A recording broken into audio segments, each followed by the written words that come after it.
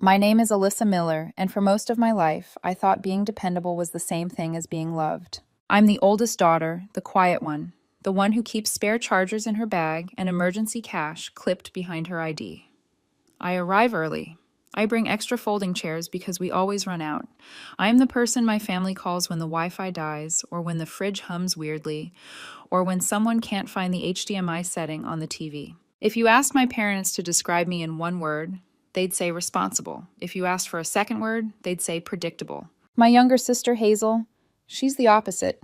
Hazel is sunshine and spectacle, the star, the favorite, the daughter my parents brag about to neighbors like she's proof they raised us right. Every family update somehow turns into a Hazel highlight reel.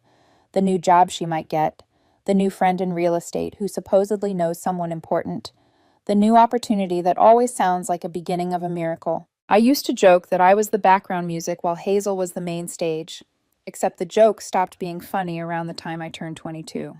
That was when I was working double shifts and still showing up to fix the Wi-Fi at my parents' house because Dad's back acts up and Mom shouldn't climb ladders. They never asked how I was doing. They asked what I could do. 2 months ago, we were sitting at my parents' dining table celebrating Mom's birthday. The house smelled like lemon cleaner and roasted chicken. Dad wore his good polo shirt, the one he saves for company. My aunt rearranged the flowers like she was trying to impress a camera crew. And Hazel breezed in 20 minutes late. No card, no dessert, no apology. Just a story about almost meeting someone important at a media event. Everyone adored it. They laughed like she'd just won an award. I'd brought a carrot cake from Mom's favorite bakery, the one with the thick cream cheese frosting she loves. No one commented. Mom opened gifts. A scarf, a candle, a pair of silver earrings Hazel handed over with a wink. I doubted she had paid for them, but Mom gasped as if Hazel had just gifted her the moon. I don't know why I expected a thank you for the cake. That was on me. I was pushing a fork around my plate when Dad refilled his wine, glanced at me, and said the sentence that would split something quiet and old inside me. You know, Alyssa, you'll never be as good as your sister. He laughed like it was harmless. Mom laughed. Even Hazel laughed. The table felt like it tilted. In that moment, heat stung my face, and something else, something deeper. The tally of 4 years of helping them survive. 11 months of covering their electric bill when Dad's hours were cut. Dozens of gas fill-ups for Mom the year her car kept stalling. Transfers labeled groceries because the fridge looked sad. Favors upon favors. Hazel's rent just this once. Hazel's exam fees. Hazel's emergencies that never really ended. And somehow I would never be as good as her. I set my fork down. My hands were shaking, not from anger, from recognition. Mom murmured, "Honey, don't be dramatic." Aunt Rita added, "She's just sensitive." Hazel smirked at her plate. When dinner ended, I helped clear the table, pack the leftovers, wipe down the counter, muscle memory at this point. I slipped on my jacket and Mom hugged me without really looking at me and whispered, "Try not to be jealous of Hazel." Jealous. That word burned hotter than the laughter. Out on the porch, under a flickering light, I listened to their voices through the window. Laughter, clinking plates, Hazel telling another exaggerated story. My phone buzzed with a message from Mom. "We love you. Bring paper towels next time. We're out." No heart emoji, no thank you, no acknowledgement. I drove home in silence. When I opened my fridge, I placed the half-eaten carrot cake inside and shut the door harder than necessary. Then I sat on my couch, scrolling through my digital receipts, the secret ledger I had kept like a weird, reluctant hobby. Green check marks blurred in front of me. $80, $115, $400, $900 over and over. That night, my boyfriend Ethan noticed how quiet I was. He wrapped his arms around my shoulders and murmured, "Liz, you okay? You seem wiped." I almost told him everything, but exhaustion pressed down on me like wet sand. Instead, I whispered, "Just a long day." He kissed my cheek, lingering, sensing there was more. "I'm here when you're ready," he said softly. I stared at those digital numbers long after he fell asleep beside me. By midnight, I realized something horrifying. This wasn't just a rough patch. This was a pattern, a system built on my silence. The next morning, Dad left me a voicemail. "Kiddo, don't be dramatic. You know we're joking." I played it twice, then opened my banking app and scrolled again. And again. A strange clarity settled over me. It wasn't a joke, it was a system. And systems keep running until someone pulls the plug. That night, while checking the date on a transfer labeled utilities, something inside me snapped clean. I opened a blank document. At the top, I typed a single word: transfers. And for 2 hours straight, I listed every dollar I had sent them for nearly 4 years. It was the first act of rebellion I'd ever taken. When I finished, I sat back, staring at the numbers, at myself. And for the first time in my life, I wondered what would happen if I stopped being useful. I didn't sleep that night. Every time I closed my eyes, I saw my family laughing around the table, laughing at me. The next morning, I kept rereading the document I'd made, the one titled Transfers, as if the numbers might rearrange themselves into something less humiliating. But they didn't. The truth sat there in cold, neat rows. I had been supporting my parents and my sister for 4 years, and they were acting like Hazel had been the one holding this family together. It started small. It always starts small. I was 21 the first time Dad called after a snowstorm. "Alyssa, the power bill is a little high this month. Think you could spot us $120? I'll pay you back Friday." He didn't. Then February came with another request. Then March. Groceries, gas, medicine, Hazel's exam fee. Each time, the same. "We'll settle it later. Just this once. You know we appreciate you." Except appreciation never looked like anything. By 24, it wasn't spot us. It was expected. Every first of the month, I sent $300 labeled utilities. On random Wednesdays, $50 to $100 for groceries. Hazel needed rent money just until her freelance check cleared. Hazel needed exam fees because the timing was bad. Hazel needed help moving, help printing resumes, help explaining why her credit card kept declining at restaurants. Meanwhile, my own life shrank into something embarrassingly small. I wasn't starving, but I was always on the edge of something, always one unexpected car repair away from disaster. I skipped dinners with friends because I'd just sent money to my parents that afternoon. I pretended I was too busy for weekend trips because my savings account barely existed. I juggled bills like a circus act. Whenever I hinted I was struggling, Dad would chuckle, "Welcome to adulthood, kiddo." Aunt Rita would say, "Families don't keep score." But they did keep score. They just didn't let me hold the pen. Meanwhile, Hazel could show up once with takeout, and Mom would praise her generosity for a week. When I fixed the water heater, Mom said, "We're all doing our part." When Hazel bought Mom a spa voucher, free, gifted by a friend, Mom cried. One Christmas, I gave Mom a weighted blanket she'd wanted for months. She thanked me like I'd handed her a towel at a gym. Hazel's free spa voucher made Mom tear up like Hazel had paid for her salvation. That night, I found a sticky note on the counter. "Alyssa, could you send $150? Rent's short." Mom: "No thank you, just an invoice." 2 weeks after the birthday dinner humiliation, my phone buzzed with a message from Hazel. "Sis, are you around? Rent is rough this month. I'm short $400. I'll pay you back when I can. You're the best." The flex emoji sent something cold down my spine. I typed, "Let me think," then erased it, then never replied. 2 hours later, Mom texted, "We need you Sunday." Dad looked at the bills. "Bring your checkbook." Bring your checkbook. I stared at that message until the words felt like smoke in my lungs. They didn't want me at dinner. They wanted my bank card. That night, when Ethan came over, he found me sitting at the kitchen table surrounded by printed pages and empty tea mugs. He gently picked up a sheet. "Alyssa, these are all payments?" I swallowed. 4 years worth. He pulled out a chair, sat, and took my hand. "Liz, this isn't helping. This is draining you." The quiet in his voice hurt more than anger would have. I whispered, "I don't know how to stop." He squeezed my hand. "Then let's figure out how to start." Something in me teetered. I hadn't realized how badly I needed someone to say those exact words. So I bought a binder, a cheap one from the dollar store, and slid all the printed receipts into clear sleeves. 9 pages, front and back. I held it like a shield. My truth, documented and undeniable. Then the guilt came. It always does. Guilt is the glue families use to hold you in place. I thought of Mom's soup on sick days. I thought of Dad teaching me to change a tire. I thought of Hazel and I sharing dumb jokes as kids. Was I really going to walk into that house and break all of that? But then I thought of the birthday dinner, their laughter, Dad's words, "You'll never be as good as your sister."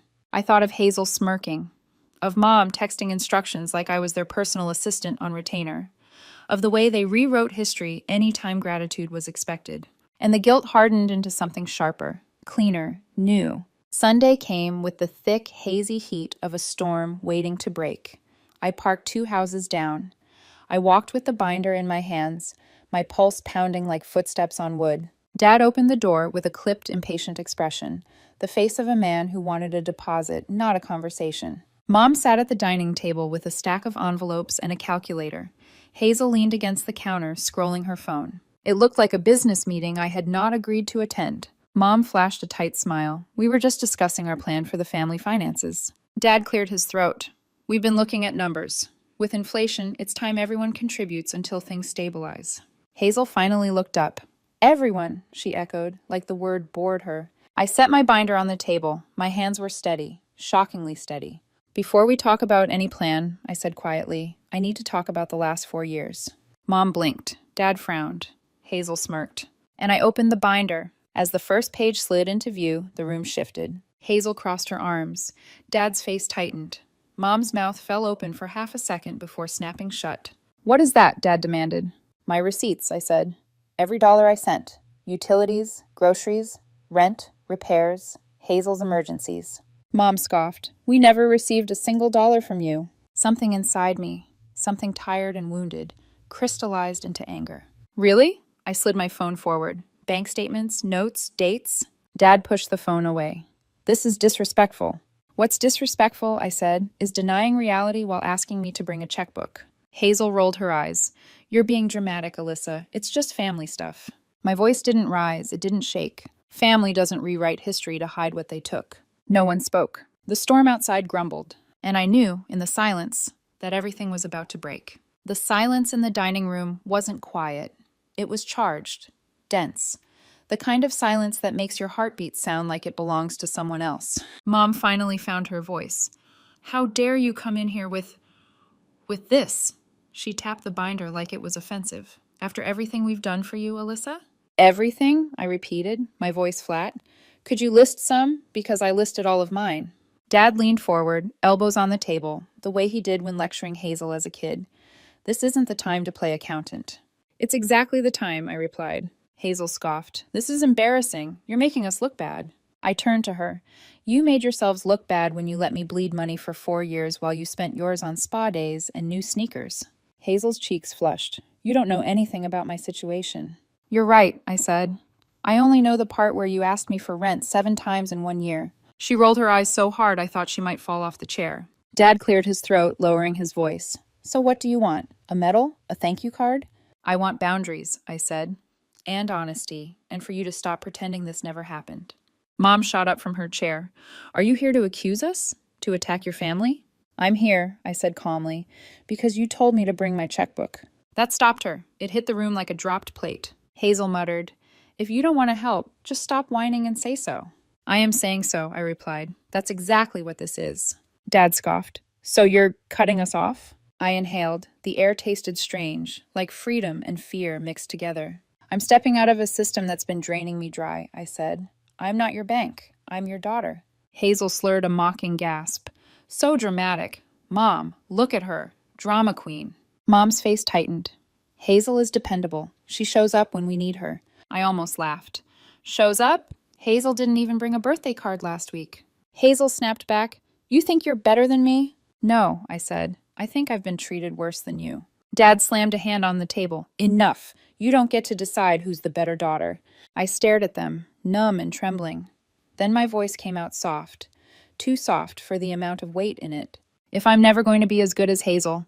I paused, breath shaking, then let the golden child handle the bills.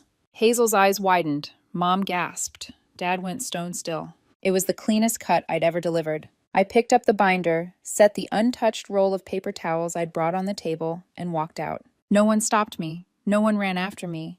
They just yelled my name like I was the villain leaving the scene of a crime. The moment I got into my car, my phone started vibrating nonstop. Mom, how could you betray us? Dad, ungrateful is what you are. Hazel, grow up, Alyssa. Mom again. We never took money from you. Those were gifts. I blocked the group chat. My fingers shook as I hit the button. An hour later, Aunt Rita called to ambush me with fake concern. Honey, don't burn bridges. They didn't mean it. They felt attacked by math, I replied, and hung up. By Monday, my family had rewritten the story entirely. We never asked for her money had magically become those were gifts, and Alyssa never struggled. It was like watching someone erase you with pretty lies. So I backed up the binder as PDFs in case I ever needed to defend myself again. Then I opened my banking app and canceled all recurring transfers.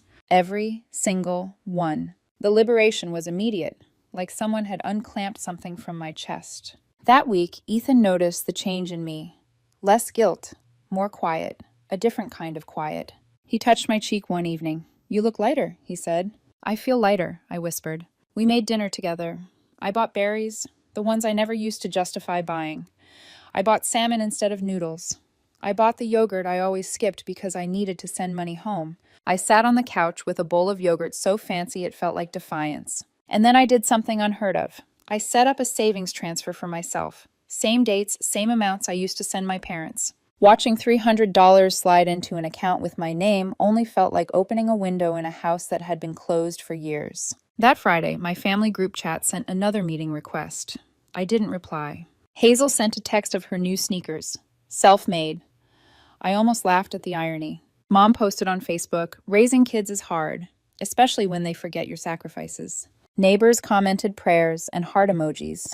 Dad posted a picture of Hazel from her college graduation captioned, "Our rock."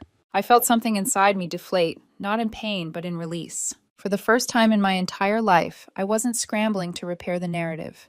I wasn't trying to earn their love. I wasn't building a version of myself they'd accept. I was simply letting go. A week passed, then two. The guilt didn't disappear, but it softened. It stopped shaping my days, stopped tightening my throat. I made a dentist appointment. I started therapy. The therapist said something that lodged itself into my bones. Helping without boundaries isn't love, it's self-erasure. And suddenly, everything made sense. My exhaustion, my resentment, my numbness.